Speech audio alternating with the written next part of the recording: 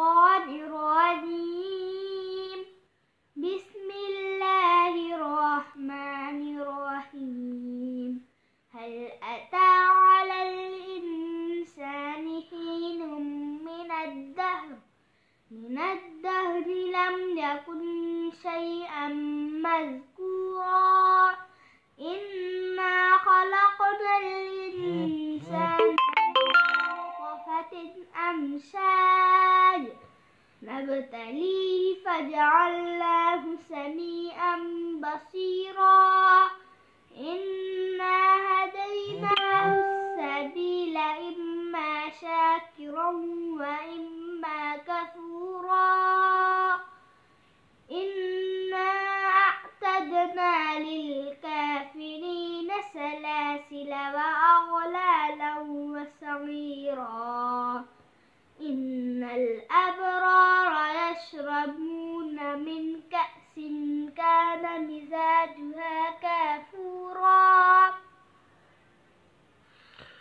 بسم اللہ الرحمن الرحیم. سیکشن 12(2) کے اوپر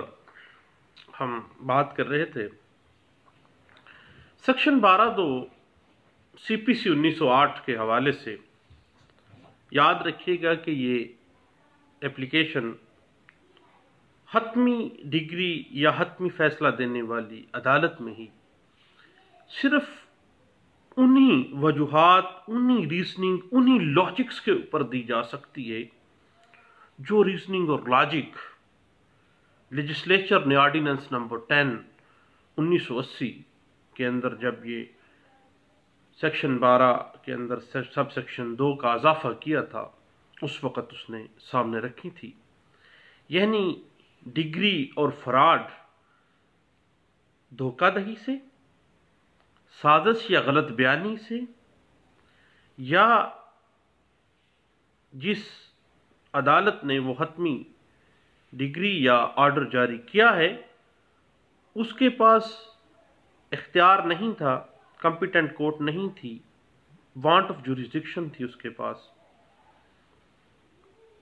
اب یاد رکھیے گا کہ جب بھی سیکشن 12(2) کی اپلیکیشن موو کی جاتی ہے اس میں جو دھوکہ ہے، فریب ہے، غلط بیانی ہے، سازش ہے، تمام فیکٹس کا اس اپلیکیشن کے اندر تفصیل سے ذکر کیا جانا چاہیے. یعنی جو مس ریپرزنٹیشن ہے یا جو فراڈ ہے اس کے جو کنٹینٹس ہیں، جو فیکٹس ہیں، جو کوائف ہیں وہ واضح طور پر سیکشن 12(2) کی اپلیکیشن میں درج ہونے چاہیے. اس حوالے سے P L D 2008 Lahore high court اور P L D 2008 Karachi high court page 470، P L D 2002 supreme court of Pakistan کی ججمنٹ ہے پیج 500 کے اوپر اس بات کو واضح کیا گیا. اس کے علاوہ 2000 سی ایل سی پیج ہے 1397 کے اندر اس بات کو انٹرپریٹ کیا گیا اور اس پہ ایک سیر حاصل بحث کی گئی کہ سیکشن 12(2) میں جو ریزننگ ہے، لاجک ہے، فراڈ، مس ریپرزنٹیشن یا وانٹ آف جوریسڈکشن کے حوالے سے جو ریزننگ ہے وہ اس کا تفصیل سے ذکر کرنا چاہیے. اور یہ بات انٹرپریٹ ہوئی سپریم کورٹ آف پاکستان کی ایک ججمنٹ میں اور یہ رپورٹ ہوئی تھی 2003 S C M R page ہے 1050 کے اندر. اب جہاں پر سول ریویژن یا اپیل کی ریمیڈی پر زور نہ دیا گیا ہو یا سول ریویژن یا سول اپیل دائر کر کے وڈرا کر لی گئی ہو تو دین سیکشن 12(2) کے تحت درخواست میں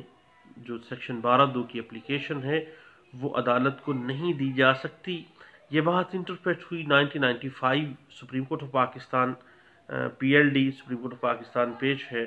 569 کے اندر اس بات کو واضح کیا گیا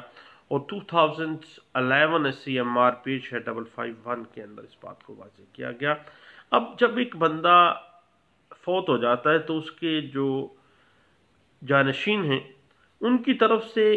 سیکشن 12(2) کی درخواست انہی وجوہات کی بنا پر پٹ کی جائے گی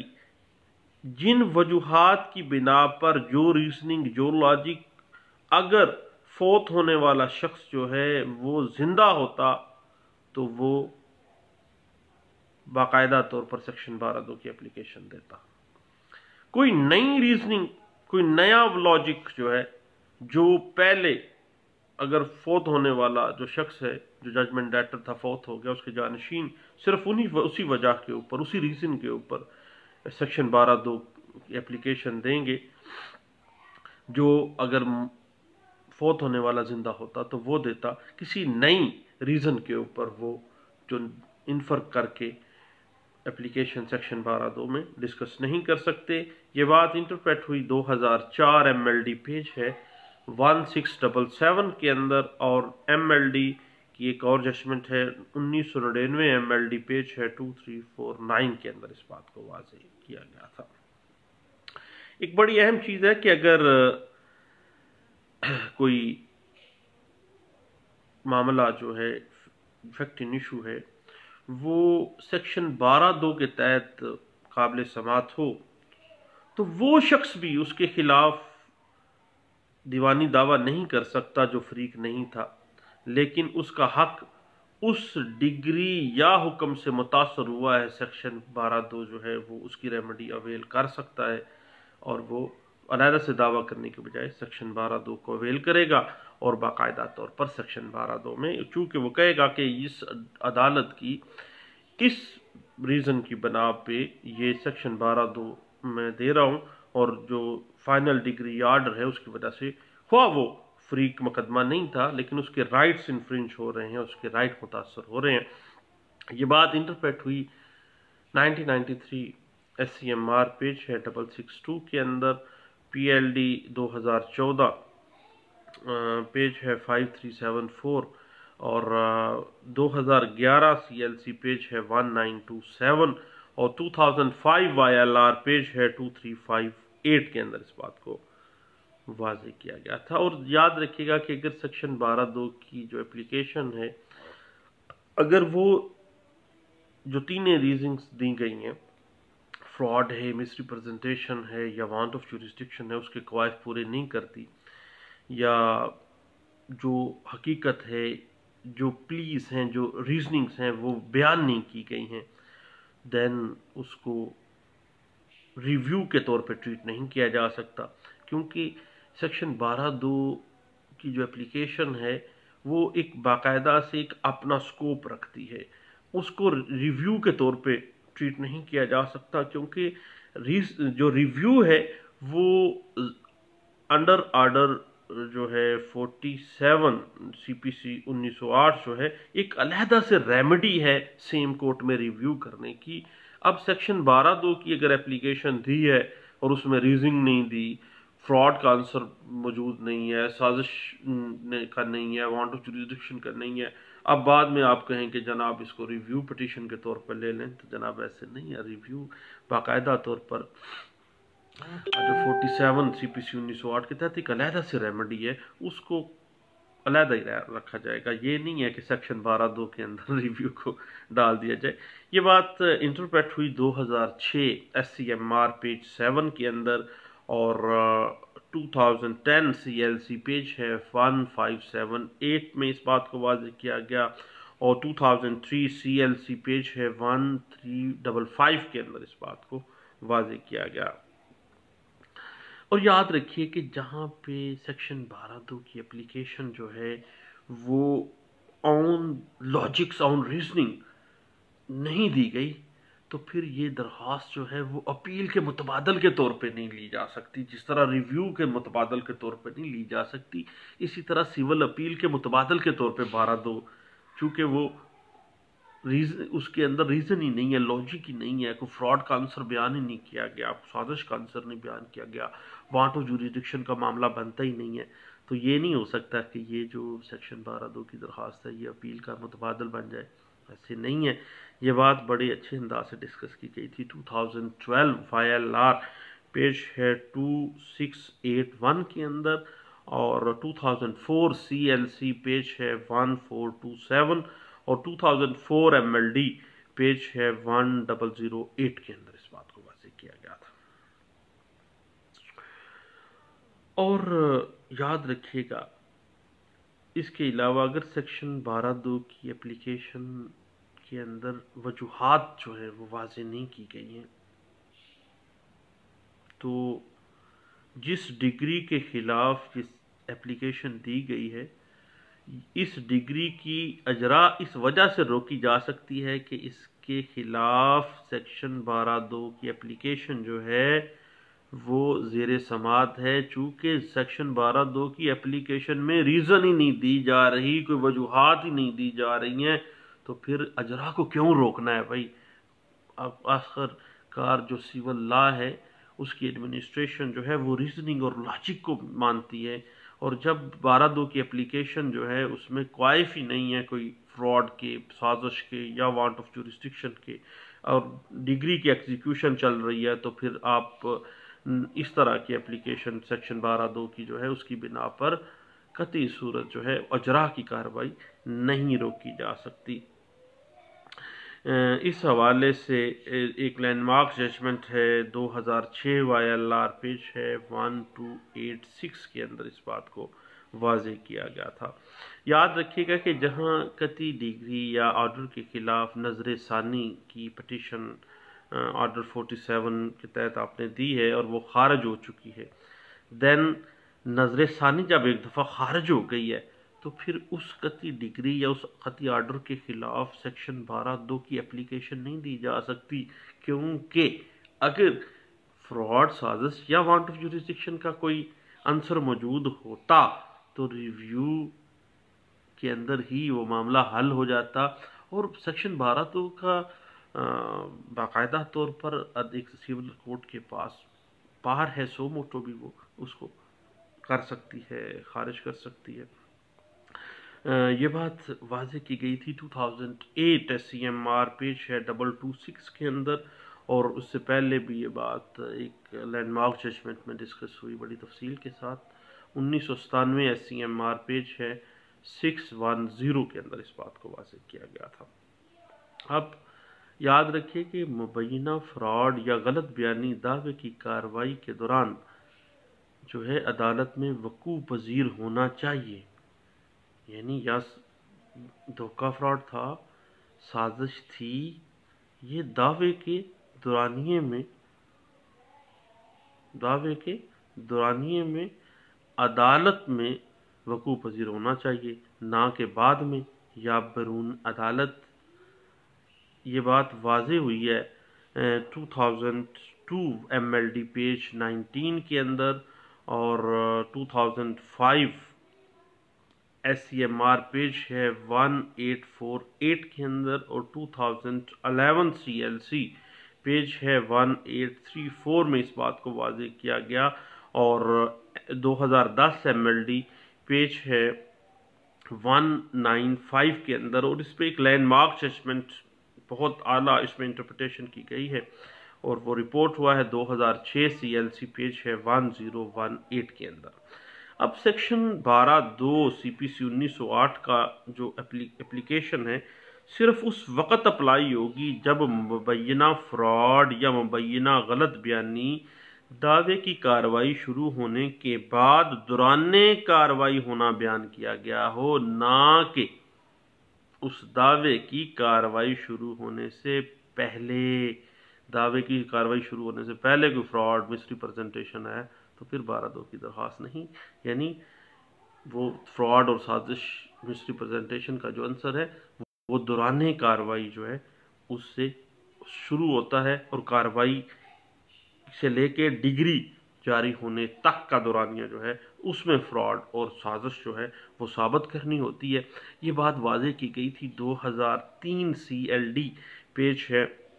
996 کے اندر، اور 2003 CLD پیج ہے 1331 کے اندر اس بات کو واضح کیا گیا تھا، اور 2002 MLD پیج 19 ہے اس حوالے سے، اور سپریم کورٹ آف پاکستان میں ایک بڑی لینڈ مارک ججمنٹ ہے اس حوالے سے 2005 SCMR پیج ہے 1848 میں اس بات کو واضح کیا گیا، اور اس سے پہلے 1993 SCMR پیج 710 اس بات کو واضح کر رہی ہے، اور CLC کی میں سمجھتا ہوں کہ 12(2) کے حوالے سے ایک بڑی لینڈ مارک ججمنٹ ہے جس میں اس پہلو کو کہ دوران کارروائی ہی فراڈ اور سازش کا عنصر ہوگا، دین 12(2) ہوگی، اس سے پہلے یا بعد میں میٹر نہیں کرتا۔ سیکشن 12(2) کا سکوپ اتنا ہی ہے، اور اس بات کو واضح کیا گیا تھا 2006 CLC پیج ہے 1018 کے اندر۔ اور جہاں فراڈ ثابت ہو جائے وہاں جو ڈگری ہے وہ منسوخ کی جائے گی۔ یہ بات واضح بھی ہوئی PLD 2012 Lahore high court page 241 کے اندر، اس بات کو واضح کیا گیا تھا۔ اب یاد رکھیے گا کہ جو نیسیسری پارٹی کی غیر حاضری میں اگر صادر شدہ ڈگری یا جو بھی مبینہ جو قطعی آرڈر ہے وہ قابل منسوخی ہوتی ہے، خواہ اس غیر حاضری اس کی ہے، لیکن اگر فراڈ کا عنصر ہے، مس ریپرزنٹیشن کا عنصر ہے، تو ضروری فریق کی غیر حاضری میں بھی صادر شدہ جو ڈگری ہے یا صادر شدہ جو آرڈر ہے وہ بلا اختیار اگر ہے، وارنٹ آف جوریسڈکشن کی وجہ سے ہے، تو اس کو منسوخ کر کیا جا سکتا ہے۔ اس حوالے سے 2012 PLD 2012 Lahore high court page 240 میں اس بات کو واضح کیا گیا تھا، اور 2005 YLR پیج ہے 2896 کے اندر اس بات کو واضح کیا تھا، جس کانسٹیٹیوشنل پٹیشن کا ایک لینڈ مارک ججمنٹ ہے جی، یہ والی 2005، اور اس سے پہلے 2001 CLC پیج 702 میں اس بات کو واضح کیا گیا تھا۔ اس کے بعد ایک بڑی ٹیکنیکل سی بات ہے کہ راضی نامے سے حاصل کی گئی کوئی ڈگری ہے، لیکن اس راضی نامے کے ذریعے حاصل کردہ ڈگری میں بھی اگر سازش، فراڈ اور وارنٹ آف جوریسڈکشن کا کوئی عنصر ہے تو اس کو 12(2) کے اپلیکیشن میں چیلنج کیا جا سکتا ہے، بشرطے کہ جو ڈگری ہے وہ ایڈمیشن یا کنفیشن کے اوپر مبنی نہ ہو، تسلیمی ڈگری نہ ہو۔ اگر تسلیمی ڈگری ہے دین سیکشن 12(2) کی اپلیکیشن نہیں ہوگی۔ راضی نامہ ویسے ہے، کنفیشن ایڈمیشن کے بغیر ہے، دین آ جائے گی۔ اگر اس میں کوئی ایسا عنصر سامنے آ جاتا ہے کہ یہ فراڈ ہوا ہے یا کوئی معاملہ غلط کیا گیا ہے۔ اس حوالے سے لینڈ مارک ججمنٹ ہے 2012 CLD پیج ہے 1380 اور 2008 SCMR پیج 688 میں اس بات کو واضح کیا گیا، اور 2004 SCMR پیج ہے 1247 میں اس بات کو واضح کیا گیا، اور 2008 SCMR پیج ہے 714 میں اس بات کو واضح کیا گیا تھا۔ اس کے بعد اس حوالے سے ایک بڑی اہم ججمنٹ ہے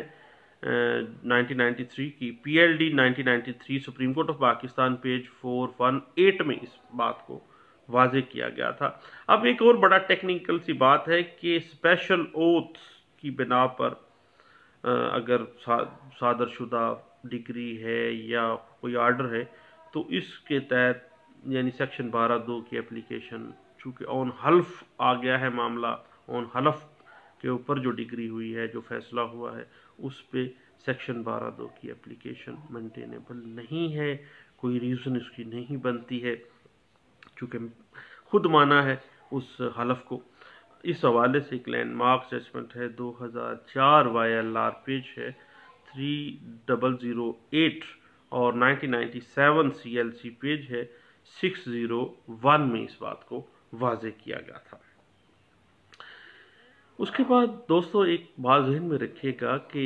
دائری دعویٰ پر قانون کی روح سے لگایا گیا قدغن جو ہے وہ سیکشن 12(2) کے تحت درخواست کا جواز ہو سکتا ہے۔ اگر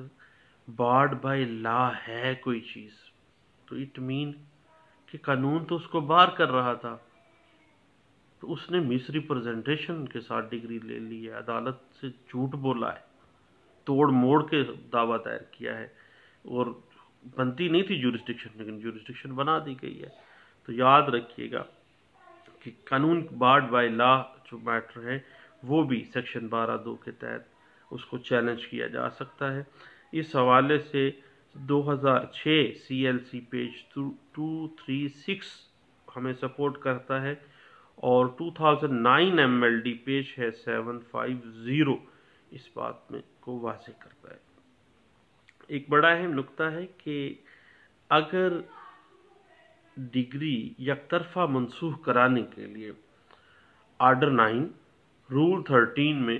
ڈسمزل کے لیے کارروائی ناکام نہ ہوئی ہو، یعنی اگر ناکام نہ ہوئی ہو، دین سیکشن 12(2) کے جو ہے جو اپلیکیشن ہے وہ برخلاف ڈگری یک طرفہ بھی دی جا سکتی ہے۔ اگر 9(13) کی اپلیکیشن جو ہے یک طرفہ ڈگری کو منسوخ کرانے کے لیے اس کی کارروائی ناکام نہ ہوئی ہے، دین سیکشن 12(2) تو موجود ہے۔ سیکشن 12(2) میں آ جائیں، اس حوالے سے P L D 1999 Lahore high court page 462 ہمیں سپورٹ کرتی ہے، اور 2012 سی ایل ڈی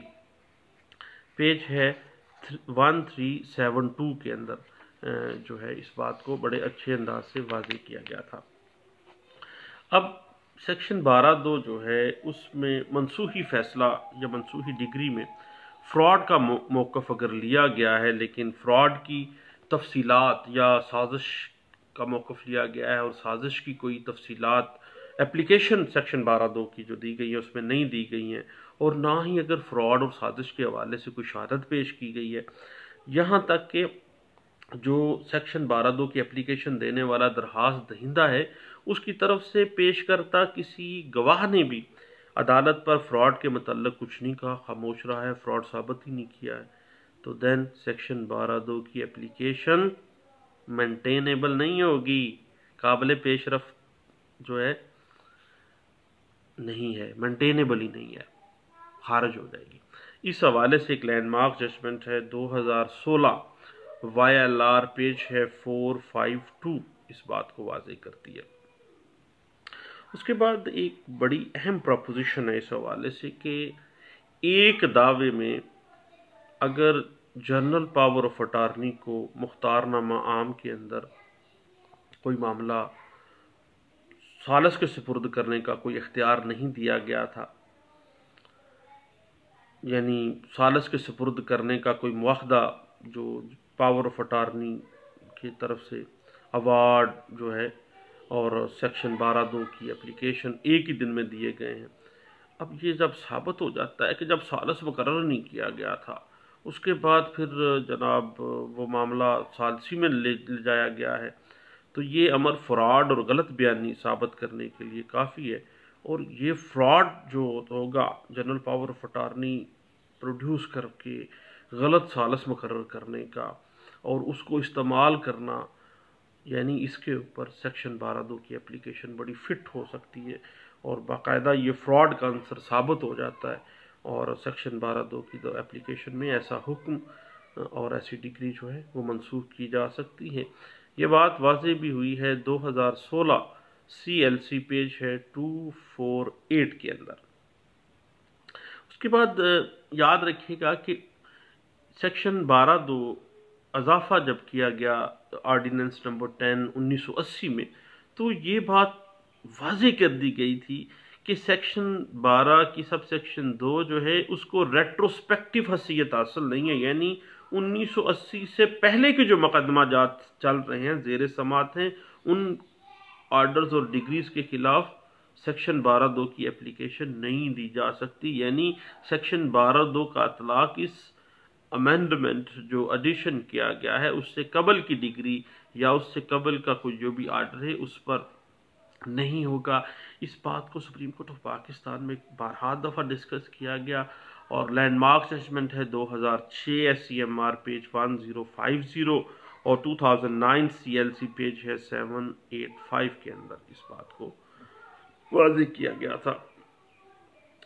اس کے بعد لیکن ایک بات عام ہے کہ 1980 کے بعد کی جو بھی ڈگری ہوگی، جو بھی فائنل آرڈر ہوگا، خواہ دعویٰ اس سے پہلے کا کیوں نہ ہو، لیکن وہ 1980 کے بعد اس ایڈیشن کے بعد آیا ہے، وہ ڈگری آئی ہے یا فیصلہ آیا 1980 کے بعد، تو پھر اس پر سیکشن 12(2) اپلائی ہوگا اور سیکشن 12(2) کی اپلیکیشن دی جا سکتی ہے۔ یہ بات ڈسکس کی گئی سپریم کورٹ آف پاکستان میں 2003 S C M R page ہے 1050 کے اندر، اور لاہور ہائی کورٹ میں بھی اس بات کو ڈسکس کیا گیا تھا، PLD 1994 Lahore high court page 170 کے اندر